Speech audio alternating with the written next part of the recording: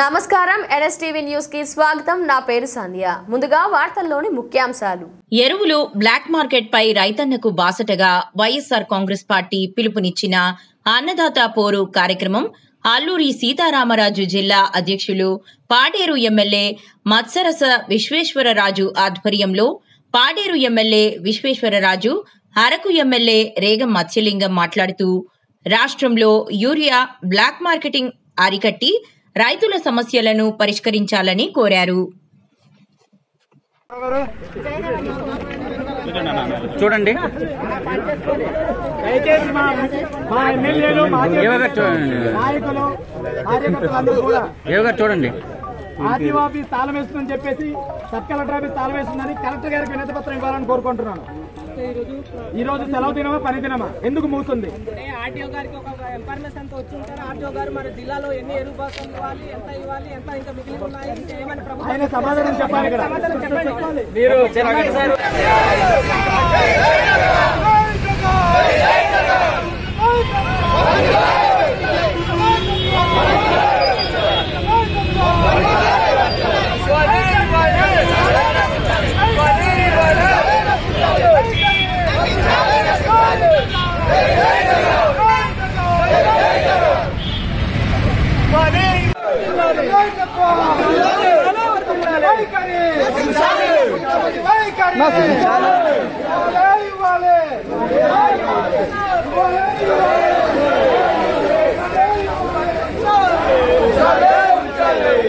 కేంద్ర ఎరువులు అందుబాటులో ఉంచాలి.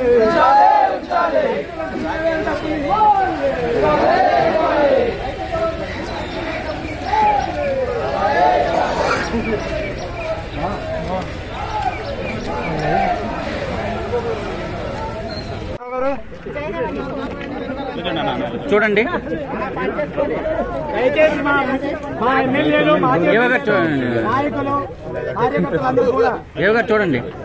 ఆర్టీఓ ఆఫీస్ తాళం వేస్తుందని చెప్పేసి సబ్ కలెక్టర్ ఆఫీస్ తాళం వేస్తుందని కలెక్టర్ గారికి వినతి పత్రం ఇవ్వాలని కోరుకుంటున్నాను. ఈ రోజు సెలవు దినమా పని దినమా ఎందుకు మూస్తుంది? ఆర్టీఓ గారికి ఒక ఇన్ఫర్మేషన్ తో వచ్చి ఉంటారు. ఆర్టీఓ గారు మరి జిల్లాలో ఎన్ని ఎరువు బాక్సులు ఇవ్వాలి, ఎంత ఇవ్వాలి, ఎంత ఇంకా మిగిలి ఉన్నాయి, ఇంకా ఏమని ఆయన సమాధానం చెప్పాలి. ఇక్కడ మీరు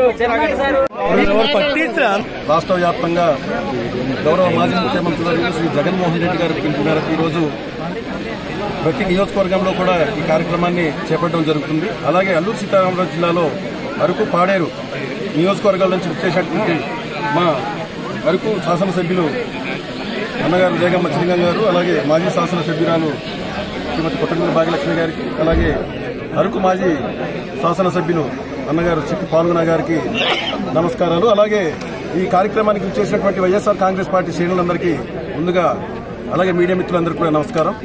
ఈరోజు ఈ అన్నదాత పోరు కార్యక్రమం రాష్ట్ర వ్యాప్తంగా జరుగుతుంది. అలాగే మన అల్లూరు సీతారామరాజు జిల్లా అరకు, పాడేరు రెండు నియోజకవర్గాలు కలిపి ఈరోజు ఆర్డీఓ గారికి వినతి పత్రం ఇవ్వడానికి ఈరోజు ఇక్కడ రావడం జరిగింది. అయితే రాష్ట్ర వ్యాప్తంగా ఈరోజు రైతన్నలందరూ కూడా యూరియా లేక నానా కష్టాలు పడుతుంటే ఈరోజు కూటమి ప్రభుత్వంలో ఉన్నటువంటి ముఖ్యమంత్రి చంద్రబాబు నాయుడు గారు కానీ, అలాగే వ్యవసాయ శాఖ మంత్రి అచ్చెన్నాయుడు గారు కానీ ఈరోజు రైతులందరినీ కూడా తక్కువ చేసి మాట్లాడుతూ అదే రకంగా యూరియా గురించి మేము ప్రతి ఒక్కరికి అందిస్తున్నామని చెప్పేసి అసత్య ప్రసారాలు కూడా ఈరోజు చేయడం జరుగుతుంది.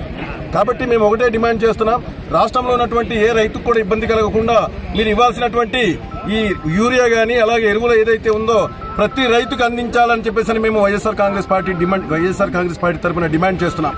అదే రకంగా ఈరోజు గతంలో మా ప్రభుత్వంలో అంటే వైఎస్ఆర్ కాంగ్రెస్ పార్టీ హయాంలో రైతు భరోసా కేంద్రాలు పెట్టి ప్రతి పంచాయతీ పరిధిలో కూడా సచివాలయాల ద్వారా మేము ఆ రోజు రైతులందరూ కూడా మనం ఎరువులంతా కూడా సరఫరా చేయడం జరిగింది. కానీ ఈ రోజు మీరు రాష్ట్ర వ్యాప్తంగా ఉన్నటువంటి రైతులందరికీ కూడా నానా ఇబ్బందులకు గురి చేస్తున్నటువంటి పరిస్థితి ఈరోజు చూస్తున్నాం. అదేవిధంగా ఈరోజు మేము ప్రధానంగా ఒకటే కోరుతున్నాం, ఇక్కడ కాఫీ రైతులకు సంబంధించి ఇక్కడ ఏజెన్సీ లో పల్పింగ్ యూనిట్ ఏర్పాటు చేయాల్సినటువంటి పరిస్థితులు ఉంటే మీరేమో కేవలం ఇక్కడ ఎండలు సరిగ్గా కాయడం లేదు కాబట్టి మైదాన ప్రాంతంలో ఏర్పాటు చేస్తే ఇక్కడ ఖచ్చితంగా ఆరుతుందని చెప్పేసి ఒకే ఒక్క సాకు చూపించి మాకున్నటువంటి పల్పింగ్ యూనిట్ కూడా మీరు నర్సీపట్నం కేంద్రంలో ఈరోజు మీరు ఏర్పాటు చేయడానికి మీరు చూస్తున్నారు. ఖచ్చితంగా వీటికి సంబంధించి మేము త్వరలోనే మాట్లాడి రైతన్నుల పక్షాన పోరాడుతూ రేపు ఖచ్చితంగా పల్పింగ్ యూనిట్ గాని మా గిరిజన ప్రాంతంలో ఏర్పాటు చేయకపోతే ఖచ్చితంగా మేము ఆందోళనలు తీవ్రతరం చేస్తామని చెప్పేసి కూడా ఈ సందర్భంగా మీకు హెచ్చరిస్తూ ఖచ్చితంగా మీరు రైతులకు అండగా ఉండాలి. ఖచ్చితంగా రైతన్నలకి మీరు అండగా ఉండి రైతులకి న్యాయం చేయాలని చెప్పేసి మిమ్మల్ని విజ్ఞప్తి చేస్తున్నాం. అలాగే మీరు ఖచ్చితంగా ఇది ఏదైతే మీరు చేయని ఎడల మేము ఏదైతే ఇప్పుడు మా పోరాటాలు కానీ మా కార్యక్రమాలు ఖచ్చితంగా తీవ్రతరం చేస్తూ ముందుకు పోతామని చెప్పేసి కూడా మీకు హెచ్చరిస్తున్నాం. Thank you. అందరికీ అలాగే మీడియా మిత్రులందరూ కూడా నమస్కారాలు. మరి రాష్ట్ర వ్యాప్తంగా ఈరోజు ఎరువుల కొరత అనేటటువంటిది చాలా తీవ్రంగా ఉంది. ఎందుకంటే సుమారు 4 నెలలు ఖరీఫ్ సీజన్ దాపురించి వచ్చింది, పంటలంతా వేసుకున్నారు. కానీ ఈ రోజు వరకు వీరు ఎరువులు సప్లై చేయకపోవడం అనేటటువంటిది నిజంగా చాలా విడ్డూరంగా ఉంది. ఇంకా ఎప్పుడు ఇస్తారని చెప్పేసి మేమైతే అడుగుతూ ఉన్నాం. ఎందుకంటే అప్పుడే పుట్టదశ వచ్చేటటువంటి పరిస్థితి వరి నాట్లయితే ఉన్నాయి.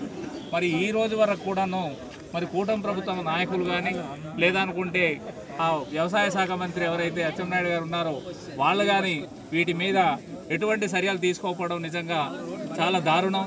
కాబట్టి ఇప్పటికైనా కళ్ళు తెరిచి మీరు ఒక్కసారి రైతుల వైపు చూడండి. రైతులు అల్లకొల్లోలం చెందుతూ ఉన్నటువంటి పరిస్థితులు ఉన్నాయి. ఎందుకంటే చాలా పెట్టుబడులు పెట్టి ఈరోజు పంటలు వేసుకున్నటువంటి పరిస్థితులు ఉన్నాయి.